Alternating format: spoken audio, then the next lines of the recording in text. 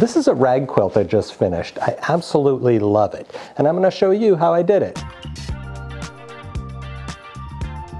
There are many ways to make a rag quilt. Now the one I'm going to demonstrate is the simplest way, so this is perfect if you're a beginner. This is going to be a 2-layer rag quilt made of flannel. It's just 2 layers of flannel. My quilt itself is going to be 5 squares wide and 7 squares long. I'm going to do 10-inch squares, and I'm going to do a 1-inch seam allowance once we start sewing these together. So that's kind of the parameters here. I chose 3 different fabrics. I have like a Native American fabric here, a light blue and white fabric, and kind of a rose color with a little bit of these colors as well. So I drew my pattern out just so I kind of know the layout of how I want it to look. And the next step, once you've cut all your squares, is we're going to quilt through each square. And what I mean by quilt through is we're going to sew through each square. You've seen this on rag quilts before where people sew an X through each of their blocks, right? Well, I don't care for the X, I'd rather do a plus sign. It's just a preference, you don't have to do that. But we're gonna take all these over to the sewing machine and I'm going to start sewing that plus sign through each of these 10-inch blocks. So we're gonna quilt through each of these blocks now, and what I meant by that is, instead of sewing an X, and keep in mind, this is 2 layers of flannel. I've laid them wrong sides together. The front looks just like the back. We're going to sew a plus sign just because that's my choice rather than the X. Because I'm sewing a plus sign, I know that my first stitch is going to be exactly halfway through this 10-inch block. So what's half of 10? It's 5. So what I did is I took a ruler over here and taped it onto the machine 5 inches away from the needle. So the simplest thing to do, I can put my fabric guide alongside this ruler as a guide, and that is what I'm going to use to make this stitch. I'm just going to watch the edge of my fabric and make sure I stay along this guide.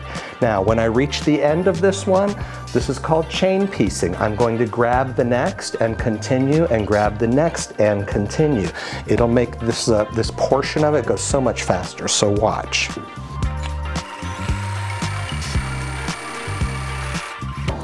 Now with this still in the machine, I'm going to grab the next piece and just continue.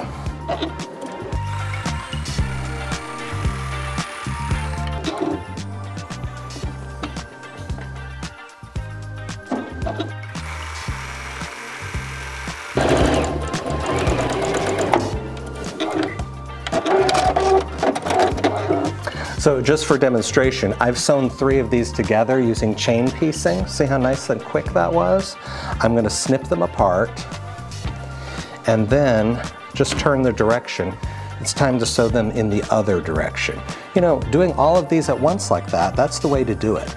Once you have quilted through every one of these squares, then meet me back at the cutting table. We're going to lay out our rows.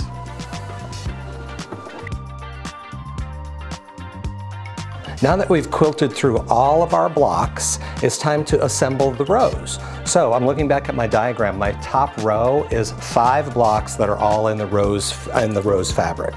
So I'm going to lay out my 5 blocks here. Well, I'll lay out 3 or 4 just so you can see. My table space is a little limited. Now, if this were my row, what I want you to notice is when I sew these 2 pieces together, I'm not going to hide the seam allowance like we normally do on a quilt under a quilt top. The rag quilt requires that we look at the seam allowance. We want to see that. So I'm going to take these 2 pieces and I am going to pull them up together like this. Can you see that? When I do that, I will stitch between these with the seam allowance on the top. That's the whole purpose and the whole thought process behind a rag quilt. I use a 1-inch seam allowance. You can use whatever you like. So I'm going to stitch a 1-inch seam across here. Then I'm going to take my 3rd one and I'm going to stitch a 1-inch seam across here. I'm going to make my row of 5. Do that for every single row. Treat your rows individually.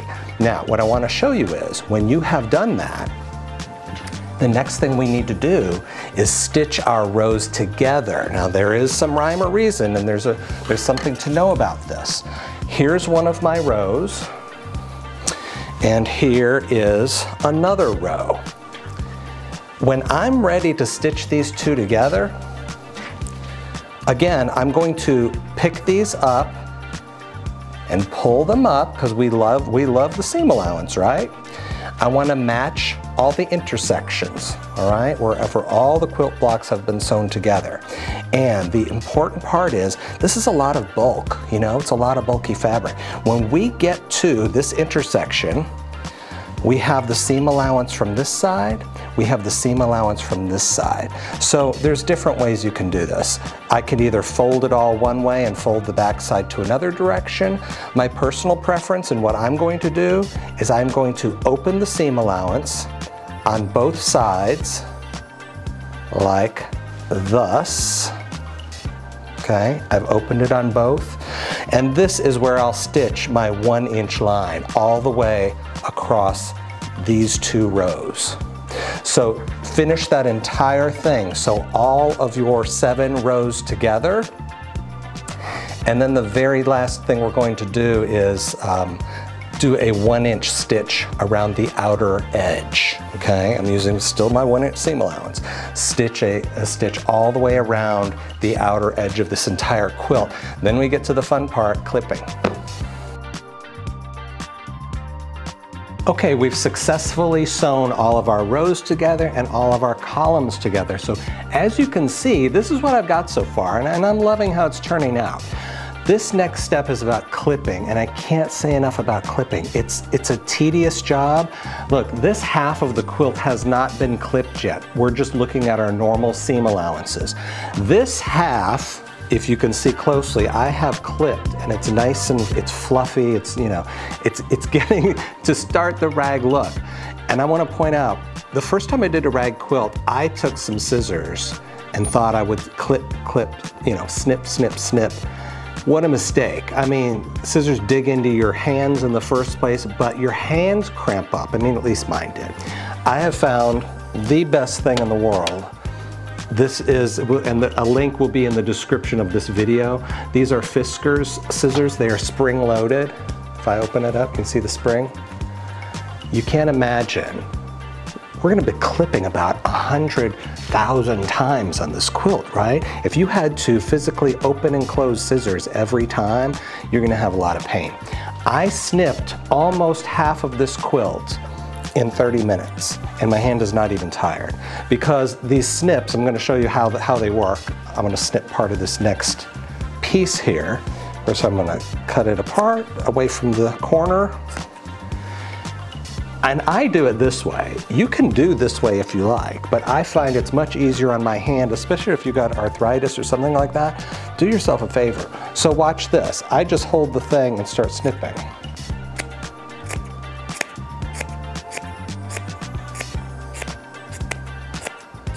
See how easy that is? That's what I just did. All of this was done in 30 minutes. I can't tell you what a time saver that was. You are now going to snip around every seam allowance that's showing on the quilt, and you're going to snip around the outer edge as well. And that's the end of the work part of this. The next step is to wash it. I want to say something special about this. You can Google this all you like and read other people's videos. They will say the same thing. The first time you wash this, it's going to be messy. You know, I did one at home that was probably less than half this size. And I washed it, I threw an old towel in the washer with it, and I'm glad I did. When that cycle was done and the washer was finished, I opened it up and I took out the small quilt, it was for a dog bed, and the towel. They were covered, and I mean covered, in little threads from all this, because that's the ragging effect, and it takes a few washings to get that done. I literally picked them up out of the washer and took them outside and shook it all out. And then the first time you dry this, check it every 5 to 10 minutes, at least 5 minutes on your first attempt, and clean the lint trap out, because all of these threads are going to just start falling off of this thing. By your second wash, you don't notice it as much, and by the third wash, that's kind of like the last of the major shedding. So after 3 washes and after 3 dries, you're going to have a beautiful rag quilt. So get busy clipping first, because that's the first thing, and then make sure you're careful careful in washing. I'm going to take this to a laundromat and for my first wash and see how that goes. And this is the final product. I absolutely love it. I hope you give this a try. It's a very simple one to make. Go do it and show us your results. Happy sewing.